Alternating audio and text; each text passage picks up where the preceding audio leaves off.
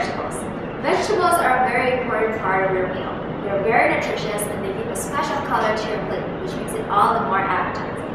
Vegetables are divided into two different groups, starchy and non-starchy. So what's the difference between the two? Why is it so important that we know about this? The reason behind this is because starchy vegetables contains much more carbohydrates than non-starchy vegetables. Remember, carbohydrates are the one that you need to watch out for. They are the ones responsible for the spike in your blood sugar. With that in mind, 100 grams of starchy vegetables has approximately 3 times the amount of carbohydrate than 100 grams of non-starchy vegetable. For example, this small potato has the same amount of carbohydrates with a 30-ounce bag of spinach. They both have a total carbohydrates of 30 grams. Now that you have understood the difference between them, how do you tell them apart in the grocery store? Here we have our produce section. According to the American Institute for Cancer Research, non-starchy vegetables consist of your leafy greens such as lettuce and spinach, cruciferous vegetables like broccoli, cabbage, and bok choy, and allium vegetables like onions, garlic, and leek.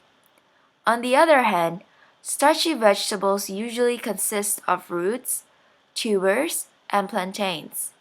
They are usually placed separately. Some examples of starchy vegetables are potatoes, parsnips, cassava, and pumpkin. Another thing that sets them apart is their texture. Most starchy vegetables have a similar texture to a potato. They are usually too hard to eat unless they are cooked. So for example, here we have two types of squash. On one side we have butternut squash and on the other we have summer squash. Can you guess which one is starchy and which one is non-starchy? Butternut squash has a texture very similar to a potato, while summer squash is more similar to a cucumber. So butternut squash is the starchy one and summer squash is the non-starchy one. Next up, I'm going to introduce to you a recipe using non-starchy vegetables and at the same time satisfy your sweet cravings. So here we have everything set up, and to help me with my recipe today is my friend Olivia, and we're making apple and gorgonzola cheese salad.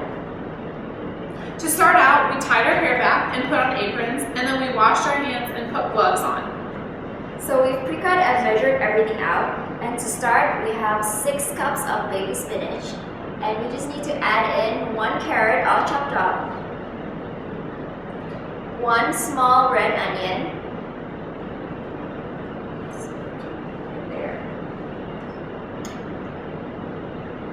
and 1 small chopped Braeburn apple.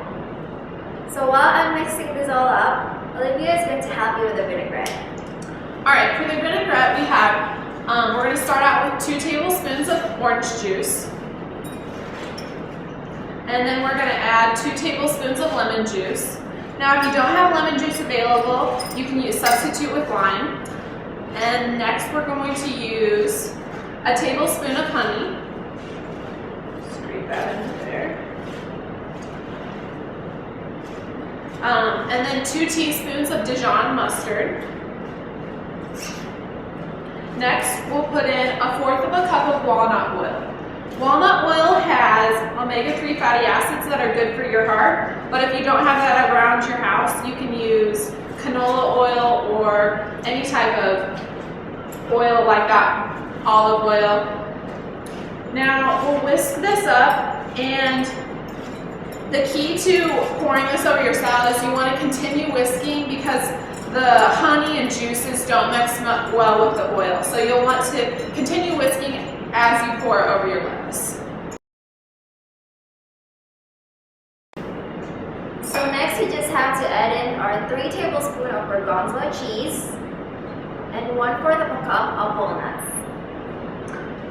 Now you want to serve this to you or your family fairly quickly because the vinaigrette will make the leaves wilt a little bit, so it's not something that you want to make and have for leftovers.